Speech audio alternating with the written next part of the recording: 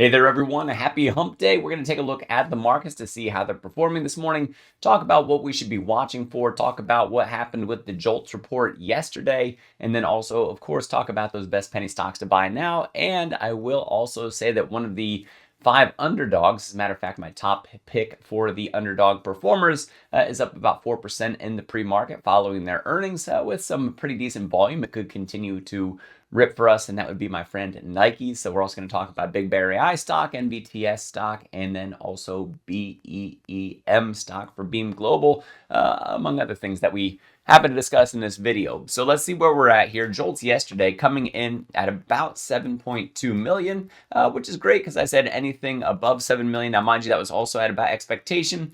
And yesterday was a decent day. We actually had some of that release of that downward pressure.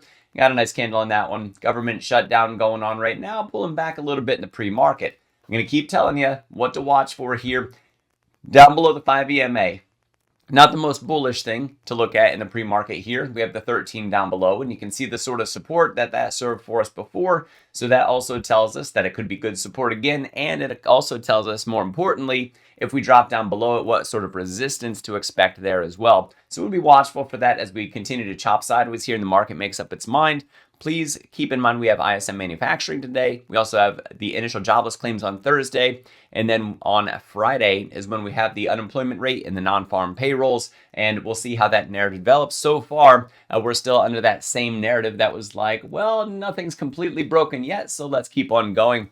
And let's put that back up there. Now, mind you, crypto this morning, just to take a quick aside into the world of crypto here, with that government shutdown comes the anticipation of a weakening dollar that could go along with it. And if that does happen to be the case, we could continue to see that rise out of Bitcoin. And now, mind you, we also have that bullish crossover of the 5 over the 13 back here on Tuesday. And then into Wednesday, we have the 5 over the 50. And pay attention right there to that little tiny spot with the yellow cross and the red, that's 13 up over the 50. Those are all bullish crossovers with the RSI being back into bullish territory, in alignment with the weekly and monthly charts as well. And we are starting to get into that area of chop to the north up here. So be on the lookout for that as well.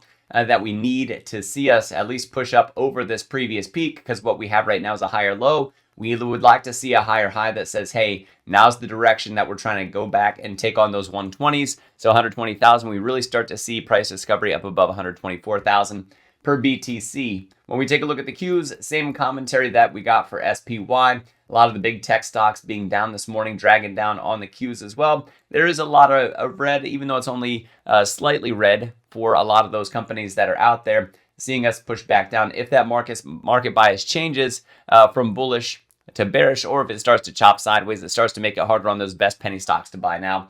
We'll talk about that as soon as we get there. For IWM, there we go. In the pre-market this morning, the only one trading near that 13. It was down below it just a few moments ago, I believe. As I was looking at this, we closed up above the 5 EMA yesterday. Now in the pre-market, kind of pulling back a little on us. That doesn't tell us what the market day is going to look like, but we want to watch and see where we close for the day. Do we close up above the 5, which would be a very bullish thing, or do we close down below the 5 and be between the 5 and the 13? That's a bit of mixed sentiment on that one. Do we close down below the 13? Then we really have to look at the next day. Are we going to stay below the 13, or is it that next rubber banding moment? Because that tells us a lot about the general direction of the market and a lot of the stocks that are within it. So IWM is, by the way, the ETF for the small caps for Russell 2000.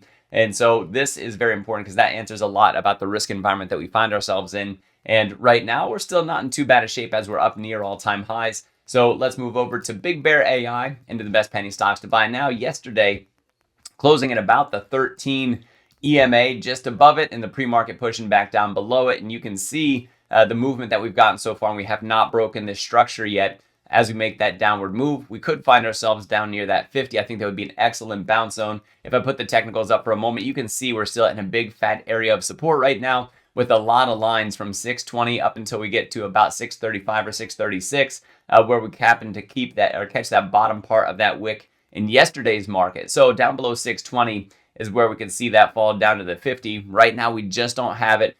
Bouncing up a little bit from those lows from yesterday, although we're down from yesterday's close. So we don't get free from this, by the way, until we reach 677. When we move over to NVTS, we actually see some good signs, although we're right up against resistance. You can see what happens when we get down near that 50 and then get that large push back up to the north on this one. To put up the technicals for you, you can see just north of this, if I extend this across here, there's that resistance zone that we're trying to get up above. And you can see from yesterday, that starts at 733, by the way. We peaked out at 732, so not quite ready to go back up there and retest that, but we found strong support coming off the 5 EMA. The momentum could push us higher, but you can see evidence of that selling pressure that comes in anytime we seem to push up over that we couldn't get over that previous peak last time. This time, tried it out again, couldn't get it. That also tells us how important it is that we get up above that 756 level, because that would put us up above this peak and the one that came before it. And so this could be that movement as we have a higher low right here. And so far we have a higher high. We want to see where that push takes us right now, sitting in a very pretty position. And now also for RZLV, I don't want to leave this one out. This is actually one of our big movers that we have this morning. I talked about the importance of coming down to the 50. Look at that touch on the 50 EMA. The 50 EMA closed yesterday at 470 and the low price was 470. I said I was watching for that bounce zone. I took a position on that, a call option position, playing their earnings, and that's always a coin flip. So far it's working out, being up at $5.43. Some of that volatility in that time value, because I did play very aggressively on this, is going to come back and play a role in that. So we need to watch for the EMAs that are up above the 5 and the 13, which is looking near-term bearish, with the RSI also down below 50 at the moment. So coin flip trade, very high risk. Shared it over at the Discord. It might pan out today to be very pretty. As for RZLV this morning, there we go. We happen to be sitting just at about 9%. And if we look down at an intraday chart, you can see the price movement that we're getting. And you can see actually some volumes starting to pop up here, a little bit elevated since we had that earnings release, and with a big old sell ripping us back down right at that 7 a.m. hour. So we'll see how that treats us. We'll see if it really plays out for us. Some numbers to look at for RZLV, for Resolve AI PLC, that 563 to 545 level. I talked about that before as being a major bounce zone. We got it and then couldn't put in a higher high after that. So far we have a lower high and we have lower lows. This is currently in a downtrend with the RSI being down in bearish territory on a daily basis. We may have gotten that price reset. We need that market bias to also help us out in this. That's going to be a very favorable thing. So once we clear 563, if we can get there, then we still have to contend with the moving averages that happen to be up above there. So it could be a little bit of chop unless we get the volumes to really help us out today to push us higher. So we'll see what we get from that. It could end up being very favorable for us. We'll find out if it does not. But it is very important that you pay attention to things like earnings risk when you're trading options, because earnings are a coin flip. They can print very, very well and return to you very well, or you can get a volatility crush, in which case the whatever you paid is much higher than what it's worth the next day if you don't get large movement in the underlying, or maybe you do get that large movement, but it's just not in the favorable direction. That's with a single option position that you might take. So that's something to pay attention to. There's other things that you do that are more advanced. I do have an options workshop coming out. I'll let you know the official date as soon as it's ready. The level 2 version of that, where you actually start to talk about the sell side of opening positions for options, and then what happens when you buy them to close, or that you let them expire worthless, which in this case could be a very good thing for you.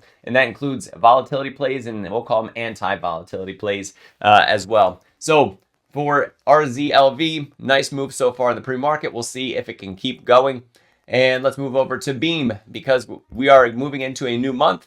And you can see the indecision that we got with the spinning top candle that we had in September. October is going to start today. We need to get up over 311. Hashtag worst band ever. It's a joke. I don't really think that, but it is a fun thing for me to say. It's especially a joke between me and my wife. So moving over to Nike.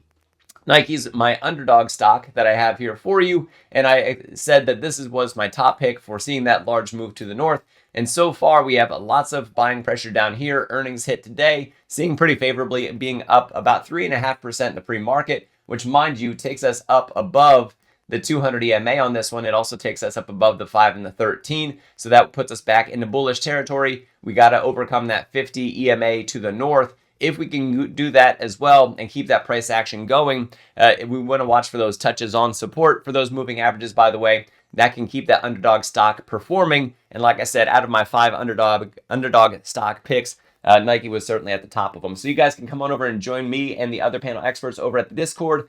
Links in the description, code word doctor, if you want to see what we're talking about, what we're buying, selling, the thousands of community members who are already over there, enjoying the ecosystem that has been built out over there by Stock Mo, Mrs. Mo. It's absolutely incredible with the live trading that it offers, with the AI tools, advanced charting tools, and that community that's there to support you and offer up opportunities and really talk about your favorite things to do to build your portfolio, to help encourage your journey or support you in your journey towards financial freedom and building alpha in your portfolio. It's all there. It's waiting for you. Code word doctor is going to get you 50% off your first month sign up. Guys, thank you very much for watching. I am Dr. Stock, Doctor of Education. Remember, my friends, that learning is earning, and we'll see you next video.